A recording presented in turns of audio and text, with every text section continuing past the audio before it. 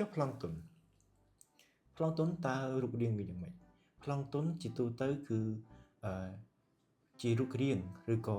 ជាទូទៅជាយើងឃើញនៅក្នុងរាងជាលិខិតបាទតែគេតែងតែនិយាយថាជាលិខិតផ្ទេរសិទ្ធណាលិខិតផ្ទេរណាដែលកម្មសិទ្ធិនៃអចលនវត្ថុដែលមិនទាន់ចុះបញ្ជីបាទសូមជម្រាបសួរបងប្អូនទាំងអស់គ្នានេះជាវីដេអូបន្តយើងបន្តនេះគឺតពីភាគមុនតើតើនឹងការនិយាយអំពីប្លង់បត់រឹងនិងប្លង់រឹងបែបបាដីជាងអ្នកអាចមើលវីដេអូនៅកន្លែងនេះបានបាទឥឡូវនេះយើងនិយាយពីប្រភេទប្លង់ទាំងមូលតែម្ដងទៅដោយសារតែមុននេះយើងជជែកអំពីប្លង់រឹងនិងប្លង់រឹងបែបបាដីចុះគេថាពីប្លង់រឹងបែបបាដីប្លង់រឹងតើប្លង់ដែលយើងឃើញជាប្រចាំនៅក្នុងវិស័យអចលនទ្រព្យតើវាចេញជារូបរាងប្រមាណបាទអញ្ចឹងមុននឹងចាប់ផ្ដើមការទិញដូរលក់ឬមួយក៏ផ្ទេរសិទ្ធិផ្សេងៗយើងគួរតែស្វែងយល់អំពីប្រភេទប្លង់ជាមុនសិនដើម្បីកុំឲ្យការផ្ទេរសិទ្ធិនោះឲ្យការទិញដូរនោះវាមានសុវត្ថិភាពនិងចំណាយតិចបាទទី1ប្រកបណាស់និយាយពីប្លង់រឹងនេះយើងបកជាអង់គ្លេសហ្នឹងគឺជា title deed ហ្នឹងខ្មែរយើងមានន័យថាវិញ្ញាបនបត្រសម្គាល់ម្ចាស់អចលនវត្ថុណាអត្ថន័យពេញបែបហ្នឹងឬក៏យើងហៅថាប្លង់លឿងណាមុខក្រោយសងខាងហ្នឹងដែលមានរូបនៃទីតាំងរបស់យើងណាមានຂະຫນាតមានមាត្រដ្ឋានបាទទាំងអស់ហ្នឹងជាព័ត៌មាននៅក្នុងប្លង់រឹងហើយមានឈ្មោះយើងនៅក្នុងនេះហើយដែលសំខាន់នោះគឺប្លង់រឹងគឺជាប្លង់ដែលទទួលស្គាល់ឬក៏ផ្ដល់ដោយក្រសួងរៀបចំដែនដីនគររមណីយកម្មមានន័យថាជាឯកសារដែលចេញមកថ្នាក់ជាតិណាបញ្ជាក់ត្រឹមថ្នាក់ជាតិត្រឹមក្រសួងជាមកត្រឹមក្រសួងហើយឯកសារទាំងអស់នោះគឺបញ្ជាក់អំពីកម្មសិទ្ធិ 100% របស់យើងអាចទិញដូរលក់បន្ទាប់ពីយើងមានប្លង់រឹងហ្នឹងបាទចុះប្លង់តុនតើរូបរាងវាយ៉ាងម៉េចប្លង់តុនជាទូទៅគឺជារូបរាងឬក៏ជាទូទៅជាយើងឃើញនៅក្នុងរាងជាលិខិតបាទដែលគេតែងតែនិយាយថាជាលិខិតផ្ទេរសិទ្ធិណាលិខិតផ្ទេរណាដែលកម្មសិទ្ធិនៃអចលនវត្ថុដែលមិនទាន់ចុះបញ្ជីអញ្ចឹងឯកសារនោះគេសំដៅទៅលើប្លង់តុនហ្នឹងបាទឯកសារនោះសំដៅលើប្លង់តុនហើយឯកសារទាំងនោះឯកសារប្លង់តុនទាំងនោះគឺមិនទាន់ចុះឈ្មោះណាជាលក្ខណៈជាតិនៅឡើយទេ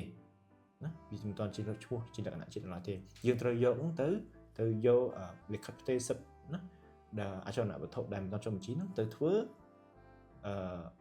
វិញ្ញាបនបត្រសម្គាល់ម្ចាស់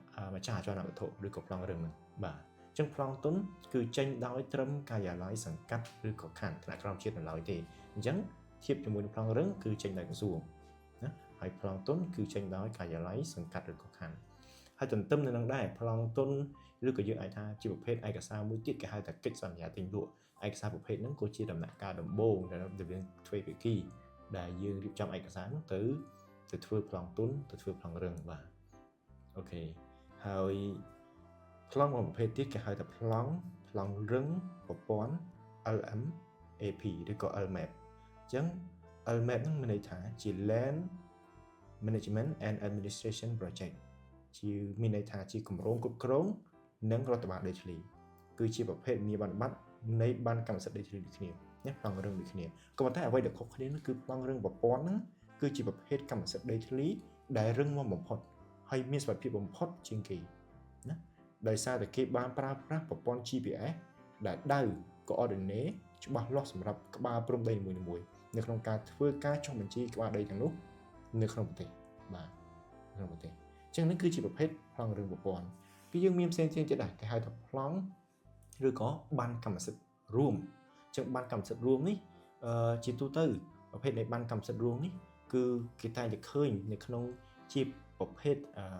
សំណង់អគារណាសំណង់អគារសំណង់ខុនដូផ្សេងៗណាអញ្ចឹងអានេះគឺជាបានកម្មសិទ្ធិរួមពីព្រោះអីយើងគឺជាម្ចាស់កម្មសិទ្ធិមួយនៅក្នុងសហកម្មសិទ្ធិណាឬក៏យើងហៅថាប្លង់strata នៅក្នុងអង់គ្លេសគឺ strata title deed យើងជាយើងកាន់កាប់ណាមួយ unit នៃអគារហ្នឹងដែលនៅក្នុងមួយអគារហ្នឹងគឺមានទ្រព្យសម្បត្តិរួមនិងទ្រព្យសម្បត្តិឯកជនបាទអញ្ចឹងនេះគឺជាប្រភេទប្លង់ទូទៅដែលយើង ដែលយើងនឹងជួបយើងឃើញច្រើនបាទប៉ុន្តែទៅមុខទៀតនោះថាតើការផ្ទេរសិទ្ធិឬក៏ការបង្កើតឬក៏ការរៀបចំឯកសារយ៉ាងម៉េចខ្លះទៅលើប្រភេទដើម្បីធ្វើឯកសារទាំងអស់ហ្នឹងតើយើងរៀបចំយ៉ាងម៉េចខ្លះយើងនឹងជួបគ្នានៅវីដេអូក្រោយបាទសូមអរគុណ